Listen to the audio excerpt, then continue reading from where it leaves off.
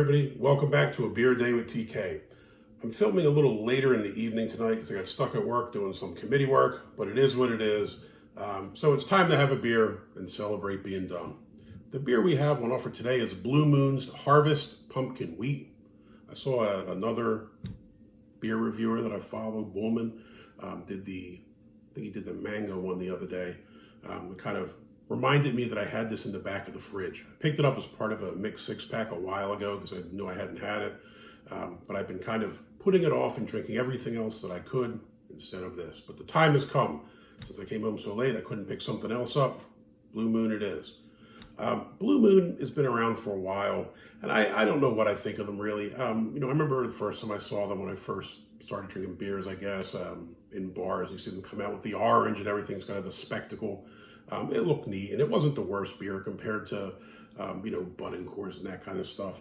But once you start drinking better beers, I think it kind of falls towards the middle for dealing with a regular Blue Moon. I guess the one upside is it's usually on draft in restaurants and stuff, and if the only other options are Bud Light, Miller Lite, and Coors, maybe it's a victory compared to those. This here is brewed in Golden, Colorado. It looks like Blue Moon does actually have a production facility in Denver that you can go and tour with all the other great places in Denver. I don't know why you would go to this one, but if you wanted to, you could. I was looking over their offerings, what else they have on offer right now, and they had the Blue Moon Belgian White, Iced Coffee Blonde. I don't know that sounds too appealing. Summer Honey Wheat, Mango Wheat, and one or two other, and they've done a lot of stuff in the past. Like I said, this is a Harvest Pumpkin Wheat. You probably know by now I'm not the hugest fan of pumpkin pie spice.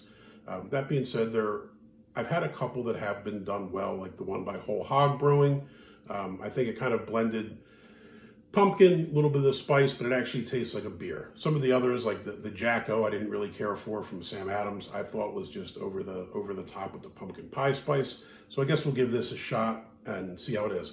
Oh, don't need the opener. Twist off. Sign of a good beer, right?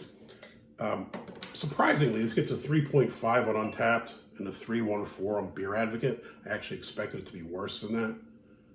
Today we're rocking the pint glass from the Pony Bar in New York. I believe that's where Untapped was founded. So, pick up the spice, pumpkin pie spice, pretty heavy.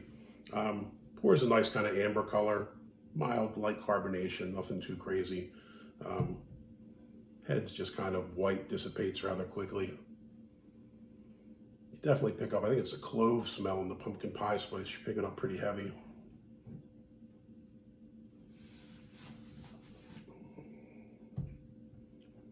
Kind of get the hit up front of the pumpkin pie spice. I'd say it's probably kind of cinnamony. The cinnamon dominates in the pumpkin pie spice, which is odd. It smells more like the cloves when you taste it. You get the cinnamon up front. You get a little bit of pumpkin in the middle, and then it kind of just does nothing. It's also a bit watery for my liking. It feels like I hate to go to the mouth feel, but it does feel a bit thin.